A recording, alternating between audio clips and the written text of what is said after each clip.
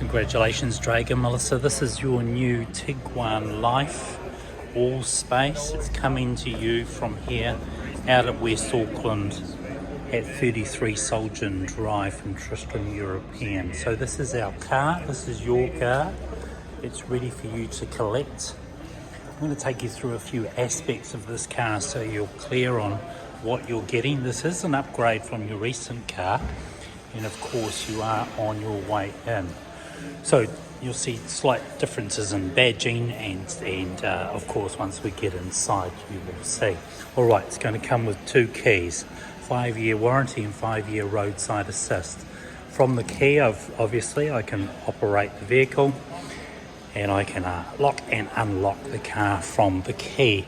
Another aspect is that as long as I've got the key on me, you'll be able to lock and unlock the car just by tapping the outside there with your palm, and when I go to unlock it, my hand on the inside and the car will unlock.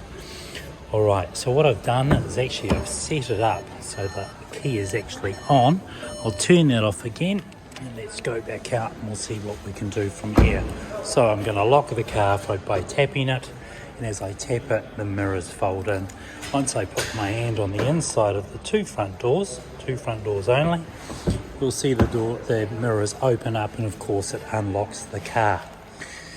Your fuel is on the right hand side, and I know you're familiar with this car, but we'll go through it again. You'll be running 95 fuel in this particular one, and then of course let's pop that boot. Now there are a couple of tips around here that I'll go through really quickly. Of course, that's the maximum height for the back of the tailgate. If you wanted to change that, for instance, I can alter that to the height I want, and then I can get an acknowledgement just by holding this button down here, of course, and you'll see it'll let us know that we've confirmed that change by a little bleep. Now, of course, every time I open it, it won't go any higher than that. I'll put it back to the factory setting, but it's a nice little tip to know. I'm going to push it all the way up, and again, let's get an acknowledgement. There you go. Alright, well, I know you know this car, but inside here is where you'll find the cover for the back of the car. You've also got 7 seats in here, so these 2 seats obviously go forward, which you already know, and of course to release the rear seats I can pull that out. This is a nifty little magnet here. I don't know if the one that you're currently driving has one, but if you just happen to be out there on the road somewhere, that magnet will hold, and of course it becomes a torch as well. It just slips back into its handy little spot there, and then of course when you need it, it is where it is. Of course, for me, it's decided it's not. There we go. Alright, releasing the rear seats is also from here, and that's about it. Relatively simple. It's got sensors all around the bumpers, as you can see. Of course, you already know. Back seats, pulling this lever here releases the back seats into more space, getting access to the rear seats if you need it. But you again, probably already know that. Now, a charging unit and a fast charging unit just down in here, so that facilitates that. And then of course, when the car is on, it illuminates the heating for the rear. And then inside here, nifty little place to stick a refreshment. Please accept a gift from us from Tristram European. Inside this bag is a box. Inside the box is a gift from us. Getting into the passenger side, again, you'll see that a little indent there indicates that it is keyless entry using the touch and feel we did before. Inside the glove box you'll find all the information on the car, and of course all your service requirements and warranty stuff. There's a little air conditioning duct that pops down into here, and they've come up with a little space here for cell phones and other things. From this side it looks pretty similar to the last one, but hey, it looks pretty good also. Allspace, it's the largest one in the fleet, or in this particular size. So we'll continue on. Let's jump inside the car. Right hand side, obviously it's got heated mirrors, this one, so flicking it around there in winter time, get heated mirrors. To release the boot you can do it from here, unlocking, locking, and of course your window controls. If you do stick it into full left, when you put it into reverse, the left hand mirror will drop so you don't bump into things. And of course if you want to fold the mirrors in, you can also do that right here. But I'll turn that on to middle and we'll leave it as it is. I've turned the lights on to auto for you already, and of course a handy little spot inside here just in case you had a few things like a little bit of change. And then of course, if anyone didn't know, there's a nifty little spot just under the seats there for extra storage.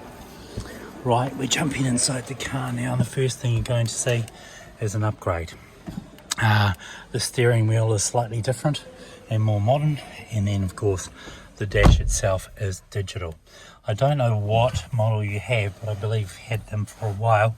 I can't imagine you would have had digital dash in there, but you may do. Alright, digital dash is basically setting itself up now. Like anything, being virtually a computer, these cars take a little bit of time, not much, but a little bit of time to set themselves up. So, first things first, you will see pedal shifters on the backs of the steering wheel. That is a downshifter, and then on the right hand side an upshifter. You know about your wiper blades on your right, and you know about your lights on your left. Also your cruise control settings are all here, and of course just by hitting cruise control, setting that up, you can follow at a safe distance behind the car in front of you. And of course there is the ACC activation, so that'll only work when you're in cruise control, but basically you've got your plus and minus there, the distance between you and the car in front. I hope you know how that works, but just briefly, if you're traveling at 60 kilometers and you pull up behind a car doing 50, as long as you've set the distance between you and the car in front, it will decelerate and manage the car so you don't bump into each other. This is what I call my library on the right hand side here, and by looking at this, what ends up happening is I can actually scroll through and I can get information on what the car is doing, from data to assistance, telephone, my tyre pressures. I can go up and down if I like.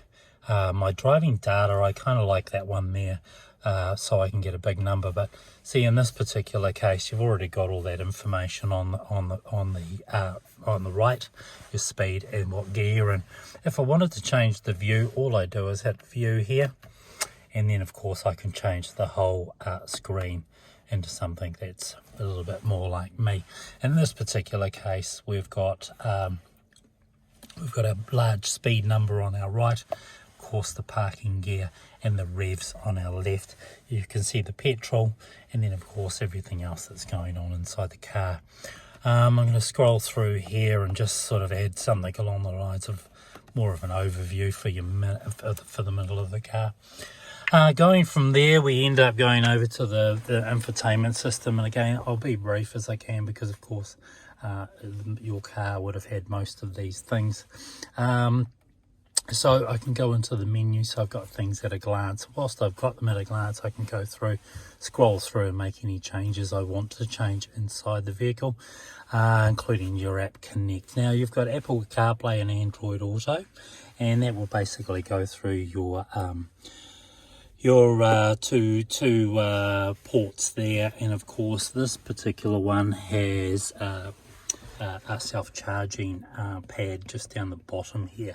Now that's going to depend on what you have on the back of your phone. Some people have their credit cards, it won't charge through a credit card. Sound, of course, we go into sound. I can change the position of the sound just by moving that around. Equalizer if I want to, and again it's all set at the factory settings. Menu again, I can scroll through. I can look at my air conditioning, for instance. I can change that up here, but I can also change that down here on my right and my left. I can sync it, I can have it recycling. I've got heat temperature on the right, and I've got lower temperature as I scroll down through there on the left hand side. Relatively simple, but again a nice upgrade. You've got your assisted parking, and then of course you've got your camera modes.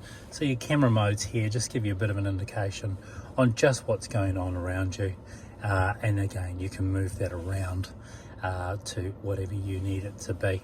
You'll get used to this, I'm pretty sure you already are, but this has got a 360-degree camera mode.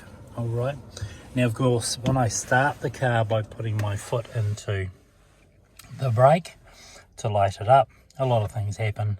So in this particular case, right, I'm going to stick it into park, and then of course I'm going to turn the car on. Now the car's running, everything starts to sort of indicate that we've got some controls over the car, and of course as I come out of that and I do my little sort of trick of putting it into reverse, of course if I turn the steering wheel, so does the indicator work.